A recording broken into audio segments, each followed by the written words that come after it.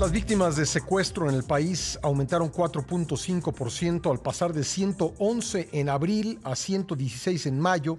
Esto pese al confinamiento por la pandemia de COVID-19. Vamos a hablar sobre este tema con Isabel Miranda de Wallace, presidenta de la organización Alto al Secuestro. Isabel, bienvenida nuevamente al programa. Buenos días. ¿Qué tal, Pascal? Buenos días a ti y a todo tu auditorio. Gracias por el espacio. Bueno, ¿cómo explicamos esta evolución de las cifras? Todo el mundo está pues metido en su casa y el secuestro sigue al alza. Bueno, déjame decirte que aún así hemos tenido una disminución en carpetas y quiero explicarle a la gente por qué hay menos carpetas que víctimas. Porque hubo 2 secuestros masivos, es decir, por eso hay muchas más víctimas que carpetas de investigación, porque una carpeta de investigación puede tener mucho más de una persona secuestrada. Y sí, es muy lamentable que pese al confinamiento que tenemos prácticamente de todo el mundo, la mayor parte de las personas en nuestras casas y trabajando a distancia, pues sí hemos tenido un incremento en personas que fueron secuestradas comparadas con el mes pasado. Esto es alarmante y lo hemos venido diciendo, parece que regresaremos a una normalidad, a una nueva normalidad mucho más violenta, pese a lo que el presidente de la República de manera desafortunada comentó de que solamente a los ricos o a los potentados son sujetos del delito de secuestro. Me parece un muy mal mensaje. Yo creo que el presidente le deben de pasar las cifras y las estadísticas. En los últimos 15 años, quien más ha sufrido el delito de secuestro, por lo menos más de la mitad, son personas de a pie, trabajadores, en los que tienen que hacer cooperachas prácticamente entre toda su familia para poder pagar un rescate, son estudiantes, en fin, son tianguistas, son gente de central de abastos. Toda esa gente que sale a trabajar día a día son los que realmente en su mayoría son secuestrados. Entonces, o sea, digamos que la gente que está en actividades esenciales se concentró ahí el número de secuestros, ¿podríamos decirlo de esa manera? Así es, y por eso es que hubo, a pesar de eso, una disminución en carpetas, pero hubo un incremento en personas por este tema de que hubo 2 secuestros masivos. Sí. Isabel, hemos visto también en estas semanas de pandemia cómo el crimen organizado pues hace acciones propagandísticas como la distribución de despensas. Acabamos de dar la noticia terrible del asesinato de un juez. ¿Tú encuentras razones para pensar que pues en la medida en que vayan normalizándose la actividad, vamos a ver un incremento de la presencia del crimen organizado, especialmente en el rubro del secuestro?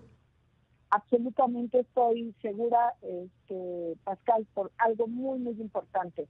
Cuando tú tienes un gobierno que abiertamente está diciendo que no va a tocar al crimen organizado, pero al mismo tiempo sabemos que el crimen organizado es generador de violencia, y no nada más de generador de violencia en narcotráfico, sino también en muchos delitos del fuero común. Estamos entendiendo esa ecuación y por supuesto que el secuestro, recordemos, a todos los cárteles de la frontera norte empezaron secuestrando como una medida de poder obtener recursos de manera inmediata, y parece que esa historia a la gente que está metida en el tema de seguridad ya se les olvidó. Entonces sí, por desgracia, seguramente tendremos cifras más altas. ¿Hay una correlación entre secuestro y pobreza, Isabel? No, yo creo que hay una correlación entre delincuencia y pobreza. Eso sí la hay, está sustentada, hay estudios al respecto.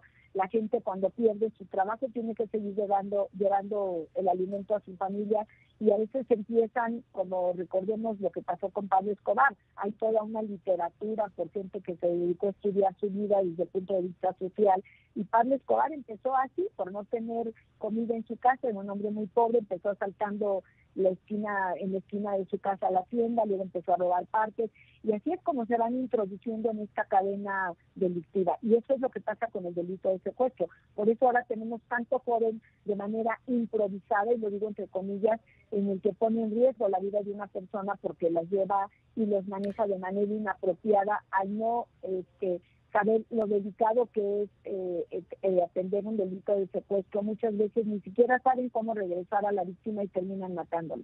Isabel, el viernes el presidente pues decía que se secuestra al que tiene, estableciendo una correlación, por lo menos así lo entendí yo, entre pobreza y secuestro. Dijo, no se secuestra a los pobres.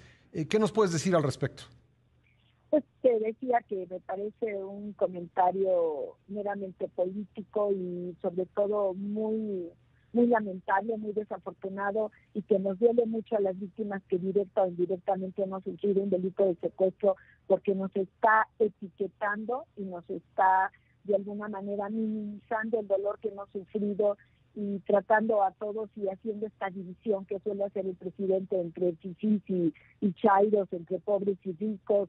En fin, me parece muy desafortunado que no tenga la sensibilidad para entender el dolor que puede tener cualquier persona al ser secuestrado, y además está mandando un mensaje muy equivocado, Pascal, porque repito, cualquiera puede ser sujeto de delito de secuestro, y es tan ignorante este comentario como el que hizo el gobernador de Puebla, ¿no? Que el COVID solo le daba a los pobres, ¿no? Oye, y sí están documentados casos en que, pues, considerando el nivel socioeconómico del secuestrado y el monto del secuestro, pues también se ¿Sí? secuestra a personas de bajos ingresos.